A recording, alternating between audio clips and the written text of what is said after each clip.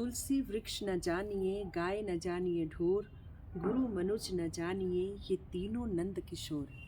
यानी कि तुलसी को वृक्ष नहीं समझना चाहिए, ये पूजनीय है। वृक्ष को देवी माना गया है माँ तुलसी। और उसी तरह गाय को भी पशु नहीं समझना चाहिए और गुरु को भी मनुष्य नहीं समझना चाहिए। ये तीनों देवतुल्य हैं। तो ये तीनों नंद किशोर यानी कि इन तीनों भगवान श्री कृष्ण के रूप हैं। माँ तुलसी, गाय और गुरु। माँ तुलसी, गाय और गुरु। तो आज मैं अपने तुलसी के पौधे को समय दे रही हूँ। मैं कुछ दिनों से देख रही थी कि एक तो इसमें ये खरपतवार आ गए हैं और दूसरा जैसे सर्दियों आजकल जर्मिनेशन का समय है और तुलसी के जो बीज हैं आजकल जर्मिनेट होते हैं और अगर इसमें ऐसे ही अगर खरपतवार पड़े रहेंगे तो फिर हमें तुलसी का लाभ नहीं मिलेगा, तुलसी के पौधे नहीं उग पाएंगे। तो इसलिए मैंने सोचा आज मैं ये सारे वीड्स हटा दूं और साथ में तुलसी में जो मंजरी आई है ये भी पक गई है, भूरी हो गई है। कहते हैं कि जो तुलसी की मंजरी होती है वो तुलसी के ऊपर भार माना जाता है और तुलसी जो मंजरी है तुलसी की, इसे माँ तुलसी का नाखून भी समझा जाता है। तो इसलिए अगर हम समय समय पे मंजरी को निकालते रहते हैं तो तुलसी खूब फलती फूलती है और इसलिए समय समय पर तुलसी से मंजरी निकाल देनी चाहिए और साथ में आजकल इसके खरपतवार तो निकाल ही लें ताकि अगर जर्मिनेशन हो तो तुलसी के आपके नए पौधे उग पाएँ।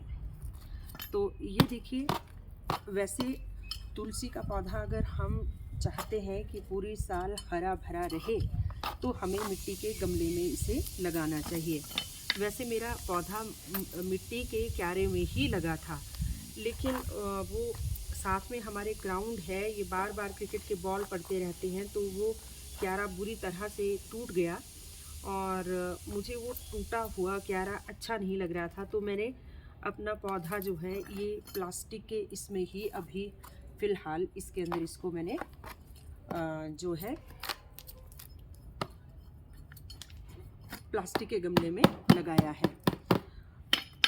अब ये देखिए तुलसी में मंजरी आ गई है और ये अच्छी तरह से पक गई है, ब्राउन हो गई है। तो मैं आज इसे निकाल लूँगी। जैसे मैंने आपको बताया कि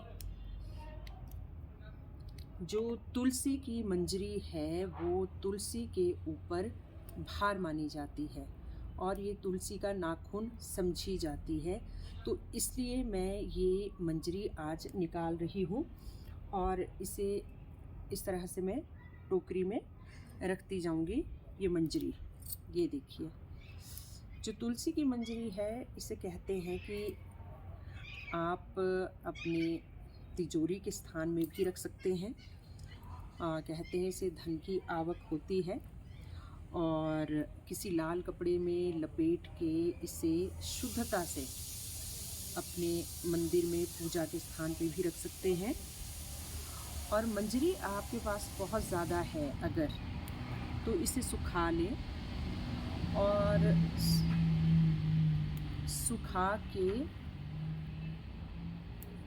इसका चूर्ण बना लें। फिर किसी कॉटन के कपड़े से इसको आप छान लेते हैं तो जब चाय बनाएं या दूध बनाएं तो उस समय इसमें डालिएगा, देखना क्या स्वाद आएगा। और सर्दियों में वैसे भी अगर हम तुलसी वाली चाय पीते हैं, दूध पीते हैं, काढ़े में तुलसी डालते हैं तो सर्दी, खांसी, कफ, जुकाम वगैरह की शिकायत नहीं होती है। तो तुलसी के पौधे को घर में रखना सकारात्मकता का प्रतीक है। अब देखिए कितनी बहुत सारी मंजरी आ गई है, तो ये ब्राउन भी हो गई है, मैंने निकाल ली। अब मेरा पौधा और ज़्यादा इसकी बढ़त होगी। वैसे ये एक ही पौधा है, ये आप देख रहे हैं, ये एक ही पौधा है। अगर तुलसी की देखभाल करें तो ये बहुत अरसे तक चलती है। और मैंने तो देखा, तो खैर मैंने फेसबुक में ही है कि एक ऐसा भी है कि तुलसी का पेड़ बन चुका है। तो अगर तुलसी की हम अच्छे से देखभाल करते हैं तो तुलसी जो है वर्ष भर खिली रहती है। और अब देखो, आज ना मैंने ये पिस्ता वगैरह खाए हैं। जो ये पिस्ता वगैरह का जो छिलके होते हैं, ये छिलके जो है ये मैं इसमें डाल रही हूँ। इससे इसको खाद मिलेगी और साथ में इसका एक फ़ायदा और भी है कि इसमें एयर सर्कुलेशन भी रहती है। खाद भी मिलेगी, एयर सर्कुलेशन भी रहेगी। तो मैं ये इसमें डाल रही हूँ। अब ये देखो, ये मैंने इसमें मिक्स कर दिए। आप सूखा गोबर भी तुलसी में खाद के लिए डाल सकते हैं। और तुलसी में और ज़्यादा बढ़त हो, इसकी मिट्टी और ज़्यादा उपजाऊ हो, तो इसमें हल्दी का पानी, जैसे मैं हल्दी का पानी दे रही हूँ, अगर हल्दी का पानी देते हैं तो तुलसी में इससे खूब बढ़त होती है तुलसी की। पानी देने के लिए इसका ये ध्यान भी रहना चाहिए कि अगर आपकी मिट्टी गीली है तो रोज़ पानी देने की ज़रूरत नहीं है। और कहते हैं कि एकादशी के दिन और रविवार के दिन तुलसी को वैसे भी पानी नहीं देते हैं, क्योंकि कहते हैं कि एकादशी के दिन माँ तुलसी निर्जला रहती हैं, भगवान विष्णु का व्रत करती हैं। और रविवार के दिन भी वो निर्जल रहती हैं, इसलिए रविवार और एकादशी को तुलसी में पानी नहीं देते हैं।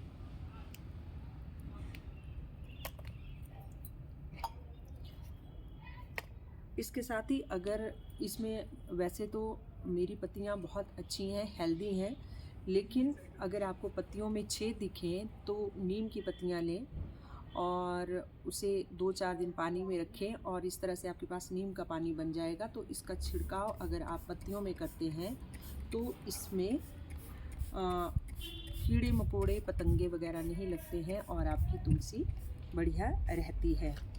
तुलसी के क्यारे में रोज़ दिया जलाना चाहिए। तुलसी को माँ लक्ष्मी का रूप भी माना जाता है। इसके साथ ही जो तुलसी का हम पौधा लगाते हैं उसे उत्तर दिशा में रखना चाहिए या उत्तर पूर्व दिशा में रखना चाहिए। इसमें जो है कभी भी इसे साउथ में ना रखें, साउथ दिशा में ना रखें। तो बस इतना सही होता है, बस इतना सही किया मैंने भी। आप देखिए कि इसके मैंने ये खरपतवार निकाल दिए। इसमें मैंने थोड़े से पिस्ता के बीज डाले हैं, बीज नहीं छिलके डाले हैं। अब जब पिस्ते के छिलके जो हैं आप और गमलों में भी डाल सकते हैं। मैंने इसको साबुत ही डाल दिया है। अगर आप इसे बारीक पीस के भी डालें तो ये रेत की तरह काम करता है और साथ में इससे पौष्टिक खाद भी पौधे को मिलती है। और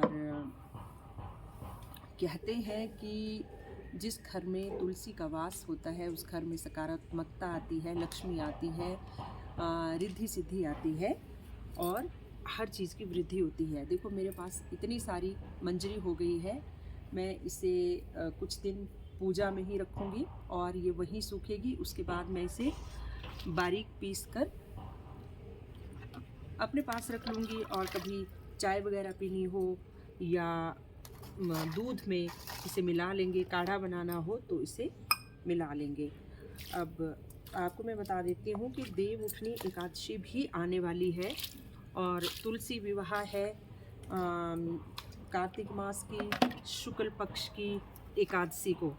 तो इसलिए भी मैं सोच रही थी कि तुलसी माँ का ये क्यारा गमला साफ़ कर लेती हूँ और माँ तुलसी का विवाह जो लोग करते हैं, कहते हैं जिनके घर में, परिवार में कोई संकट, ऐसे संकट आते हैं कि शादियां आसानी से नहीं होती हैं, टिकती नहीं हैं, तो उनको तुलसी विवाह करना चाहिए, तुलसी विवाह का आयोजन करना चाहिए।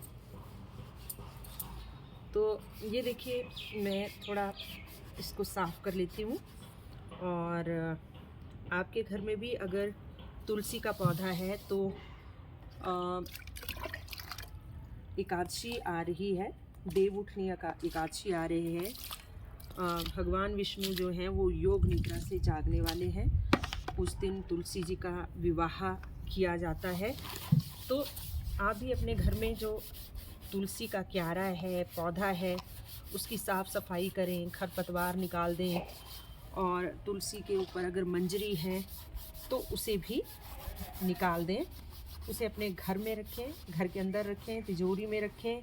ज़्यादा मंजरी है तो सुखा लें, चाय काढ़ा वगैरह में काम आती है। तुलसी की पत्तियाँ जो रोज़ खाता है उसे कैंसर की बीमारी नहीं होती। बड़े से बड़े कैंसर की बीमारी जो है वो तुलसी के पत्ते खाने से नहीं होती है। लेकिन कहते हैं तुलसी के पत्ते चबाने नहीं चाहिए, क्योंकि इसमें से कोई ऐसा वो तत्व निकलता है जो हमारे दांतों के लिए ठीक नहीं होता। तो इसलिए जो तुलसी का पत्ता है वो चबाएं नहीं। जब भी तुलसी का पत्ता आपको पाना हो, ग्रहण करना हो, तो उसे सीधे पानी के साथ निगल लें, चबाएं नहीं। या तुलसी की पत्तियों को पीस लें, उसका अर्क हो उसको पानी में डाल के पिएं, इसे चबाएं नहीं। तो तुलसी हमारे सनातन धर्म का एक बहुत ही पवित्र, जिसे हम पौधा कहते हैं, लेकिन ये देवी हैं, माँ लक्ष्मी हैं, जिनका शालिग्राम के साथ विवाह किया जाता है देवउठनी एकादशी के दिन। और इसके आगे रोज़ दिया जलाने से सुख समृद्धि का वास होता है घर में। तो बस इतना सा कार्य था, मैंने कर लिया।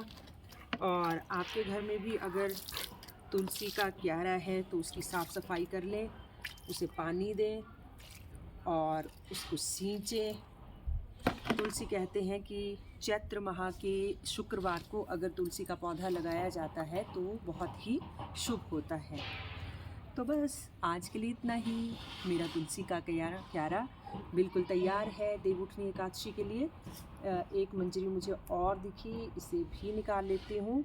और हाँ, देवउठनी एकादशी को तुलसी के क्यारे में कलावा ज़रूर बांधिएगा। इसके 5 फेरे देके कहते हैं बहुत शुभ होता है। आज के लिए बस इतना ही। जय तुलसी मैया।